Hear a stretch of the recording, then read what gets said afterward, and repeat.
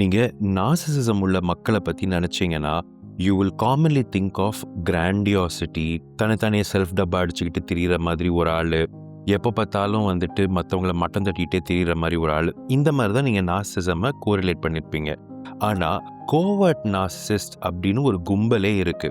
இவங்க professional victims மாரி behave பண்ணுவாங்க.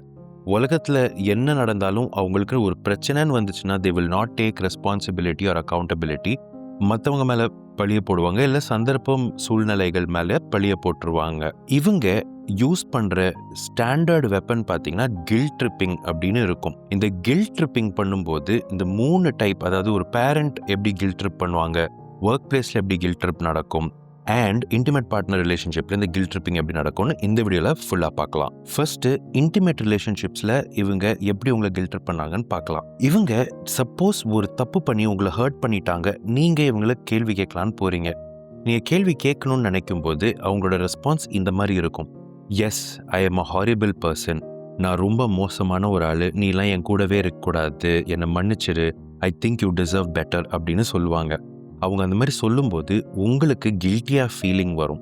இப்போ ஐயோ நான் ரொம்ப ஹார்ஷா பேசிட்டேனா அப்படின்ற ஒரு ஃபீலிங்ல நீங்களும் அவங்க கிட்ட அப்பாலஜைஸ் பண்றதுக்கு பார்ப்பீங்க. இல்லை உங்க சூப்பர்வைசர் கோவர்ட் நார்சிசிஸ்டா இருந்தாருன்னா இந்த மாதிரி பிஹேவ் பண்ணுவாங்க. ஓ, ஷிஃப்ட் முடிஞ்சிருச்சா, நீங்க எல்லாரும் வீட்டுக்கு போறீங்களா, பரவாயில்ல போங்க, ஐ மீன் இன்னும் நிறைய ஒர்க் இருக்கு, நானாவது உட்காந்து இட்ஸ் ஓகே, நான் பண்ணி கொடுத்துட்றேன், என்ன பண்றது, there's no other choice, no other option அப்படின்ற மாதிரி சொல்லி உங்களை கில்ட் ட்ரிப் பண்ணி உங்களை ஷிஃப்ட்லேருந்து எக்ஸ்டெண்ட் பண்ண வச்சு அந்த எக்ஸ்ட்ரா ஒர்க்கை எக்ஸ்ட்ராக்ட் பண்ணுறதுக்காக பார்ப்பாங்க. கோவர்ட் நார்சிஸ்டிக் பேரண்ட் எப்படி உங்களை கில்ட் ட்ரிப் பண்ணுவாங்கன்னு பார்த்தீங்கன்னா, they could do something like உங்களுக்கு ஒரு நல்ல காரியம் நடக்கிற டைமில் அவங்களுக்கு மேஜிக்கலாக ஒரு உடம்பு சரி இல்லாமல் போகலாம். அவங்க வந்துட்டு மிஸ்டீரியஸாக எனக்கு மண்டை வலிக்குது, இல்லை கை கால் வலிக்குது, அந்த மாதிரி அதெல்லாம் ரீசன்ஸ் கிரியேட் பண்ணி உங்களை கில்ட் ட்ரிப் பண்ணலாம். ரெண்டாவது, லெட்ஸே அவங்கள நீங்கள் எக்ஸ்க்ளூட் பண்ணிட்டு ஒரு பிளான் ஒன்று பண்ணிட்டு வரீங்க and you wanted to be for yourself. they could do something like, ஓ என்னை விட்டுட்டு போறீங்களா, பரவாயில்ல விடுங்க, I mean I'm used to being by myself, ஒன்றும் பிரச்சனை இல்லை, நீ போய் என்ஜாய் பண்ணிட்டு வா அப்படின்னு உங்களை கில்ட் ட்ரிப் பண்ணலாம். ஸோ இந்த மாதிரி கில்ட் ட்ரிப் பண்ணும்போது நீங்களும் வந்துட்டு ஐயோ பாவமா இருக்கு, இல்லை நம்ம அவங்களையும் இன்க்ளூட் பண்ணிடலாம்